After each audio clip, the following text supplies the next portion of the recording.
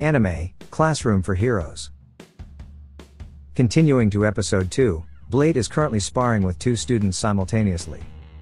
However, he keeps evading their attacks and appears not to take the fight seriously. Observing this, Arnest reprimands Blade, stating that it is impolite to avert one's gaze during a fight. However, instead of responding to Arnest's advice, Blade becomes distracted, feeling that Arnest seems somewhat different. Nevertheless, when asked what is different, Blade has no idea at all. Arnest becomes slightly disappointed that Blade doesn't notice her hair.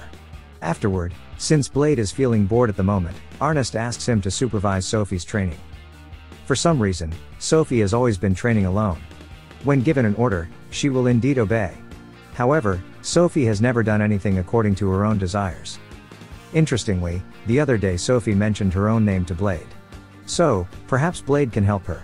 Subsequently, Blade approaches Sophie and tells her that he came because Arnest instructed him to. Sophie asks if it was an order. Blade becomes somewhat confused about how to respond, but essentially, he wants to assist Sophie. However, Sophie says she can only fight barehanded because that's the only thing she was taught. Blade is willing to teach her sword techniques, not as an order, but because he considers her a friend. Since it's not an order, Blade won't force her. Sophie doesn't seem to mind this offer. However, just as Blade is about to start, the bell for break time rings. In the next lesson, they finally get to practice swordsmanship together. In the first attempt, Sophie is unable to even scratch the enchanted metal and gets thrown back. Blade asks her to focus her energy on the sword and consider it as an extension of her body. After that, Blade demonstrates by effortlessly slicing through the enchanted metal as if it were paper. With that somewhat ambiguous explanation, somehow Sophie manages to understand it. After a few hours, Sophie is now able to strike the enchanted metal with the sword without any issues. With that, Blade concludes their training for now. Suddenly, Sophie asks if by doing this, she can defeat Arnest. Honestly, Blade is not sure either. If it's just these techniques alone, it seems challenging. Then, she throws her sword and assumes a mount position towards Blade, stating that this technique is much stronger.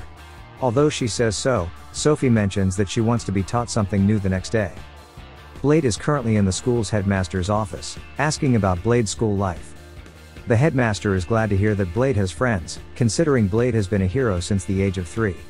The headmaster asks Blade about the name of his friend. There are actually several people, but Blade responds that he has been hanging out with Sophie lately. The headmaster already suspected that Blade would be interested in her. The headmaster mentions that Sophie is very strong, and Blade agrees. However, it turns out that Sophie is still not perfect. According to the headmaster, if she were perfect, her abilities would surpass Blade's. Blade doesn't understand what the headmaster means by that. The headmaster suspects that Blade already knows that Sophie is the subject of the artificial hero project. The project leaders believed that they could create someone equivalent to a hero. Using forbidden techniques lost in the past, they used human forms as a basis to create artificial hero abilities. Furthermore, they duplicated it repeatedly and enhanced its abilities. Sophie's full name is Sophitia Femto. Femto itself means 12. In other words, Sophie is currently the 12th duplication. All this time, Sophie has been treated as a research subject. Nevertheless, the headmaster assures Blade not to worry because he has destroyed the organization. While saving Sophie, the headmaster declared that Sophie is now free. However, Sophie simply asks if it is an order. The headmaster is confident that Sophie continues to behave that way until now. After hearing all that, Blade immediately leaves the room to find Sophie. He believes that Sophie's suffering is caused by her existence. He wants to restore Sophie's normal life. Unfortunately, Blade himself doesn't know what normal looks like. Firstly, Blade meets the nurse at the health center and asks what is considered normal for young people his age. The nurse teases him a bit, saying she will teach him the beauty of youth. However, Blade quickly assumes that youth is the answer. Next, he goes to Leonard to ask about the meaning of youth. Leonard himself is also confused about how to answer, but when discussing youth, love is undoubtedly the answer. Just like before, Blade immediately assumes that love is the answer. Then, Blade asks Claire and Jessica about the meaning of love. They didn't expect Blade to ask such a question. With some embarrassment, Claire answers that love usually involves dating. Once again, Blade jumps to the conclusion that dating is the answer. Lastly, he goes to Arnest's room and asks what dating means and what should be done. Arnest answers that typical dating activities involve having a conversation, strolling around the city, and going shopping. However, Arnest misunderstands that Blade is asking her out on a date. Satisfied with the answer, Blade leaves Arnest and says he is going on a date. Arnest is confused, but then she realizes that Blade wants to ask someone else out on a date. Without any shame, Blade barges into the women's changing room and straightforwardly asks Sophie out on a date. As usual, Sophie asks if it is an order. Of course, it is not an order. Blade considers it to be something very important. Sophie agrees to go on a date with him. The next day, Blade arrives early at the designated meeting place and is currently waiting for Sophie. From a distance, Arnest, Claire, and Jessica are observing Blade.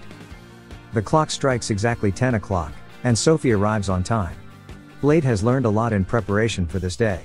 He has even written down a minute-by-minute schedule of activities. Arnest and the others feel that his plan is too detailed, more like a mission than a date. As Blade reads his plan for too long, he ends up messing up his own schedule by a few minutes. Sophie suggests that they just leave right away. Unexpectedly, they hold each other's arms like a couple. Arnest feels that their actions are too indecent. However, Jessica thinks it's still normal. Amidst the commotion, they lose track of Blade and Sophie. During their date, Blade and Sophie walk around the city, eat ice cream together, and enjoy the view from a bridge. On the bridge, there's an attraction where they can feed the fish. Sophie expresses her interest in trying it. They buy a box of fish food and pour it all into the river. Unbeknownst to them, the food falls on Arnest, Claire, and Jessica, who are hiding underwater. Later, they go to an arcade. There, they choose to play a boxing game. However, their strength is too powerful, and the game machine immediately breaks. Blade and Sophie simply leave afterward. Arnest and the others apologize to the arcade owner for Blade and Sophie's actions. Next, they arrive at a cafe and order drinks with couple-like straws. As they start sipping their drinks, Sophie asks Blade to come closer because she's having trouble sipping. Blade leans in until their cheeks touch. They are completely unaware that Arnest, Claire, and Jessica are at the next table. And of course, Arnest, witnessing the intimacy between Blade and Sophie, feels extremely embarrassed to the point of almost going insane. Unbeknownst to them, Blade and Sophie have once again disappeared from there. After that, they proceed to the next item on their schedule. Unfortunately, they are running a bit late from the predetermined time. Sophie suggests taking a shortcut instead. They then swiftly jump from one building to another. The sun has set, and they have reached their final destination, the legendary fountain. Blade heard about this place from others, but he doesn't understand what makes it legendary. Sophie feels the same way. Sophie smiles slightly and mentions that today has been very enjoyable. However, she wonders why Blade went through all this trouble. With a serious expression, Blade answers that it's because Sophie is his friend. Sophie has heard that friends don't keep secrets. This statement causes Blade to panic a bit. However, Sophie meant that she herself still has secrets. Sophie finally opens up and reveals her story. She explains that she is different from regular humans. She was born as an artificial hero. An imperfect research subject. Sophie was bestowed with the power of an artificial hero. She demonstrates this by touching a staircase, causing it to twist like a worm. Just like a genuine hero's power, Sophie can defy the laws of physics. Another example is her ability to manipulate gravity and time. However, her control is not perfect. Currently, Sophie can only use her power for 10 seconds. Her full name is Sophidia Femto. In other words, she is the 12th duplication of a girl named Sophidia. The final experiment of the Artificial Hero Project. After hearing Sophie reveal all her secrets, Blade also wants to disclose his secret. Blade confesses that he is the hero. More precisely, a former hero. He has lost his powers now. Since their first meeting, Sophie has always felt something familiar within Blade. Blade apologizes for everything Sophie has experienced and assures her that he doesn't mind if she hates him. After all, Sophie was born with that cursed power because of the existence of the hero. Truthfully, Blade himself never desired to be a hero. However, because he could save many people, he felt compelled to do so. He has been fighting since the age of 3. Although he hasn't always been successful in saving others, people would get angry if someone couldn't be saved. Sophie immediately embraces Blade, who is shedding tears. Sophie recounts that after being saved by the king, she wanted to find her true self. During that time, she saw many people and cities that were helped by the hero. Sophie asks Blade to take more pride in his accomplishments. Blade feels that it's impossible.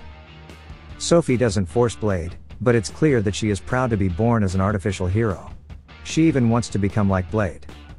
After hearing all of this, Blade accepts himself as a hero and no longer regrets it. Holding hands, they make a promise that this secret is only for the two of them. This is the end of episode 2. Thank you so much for watching. Don't forget to subscribe so you won't miss part 3 of this series recap.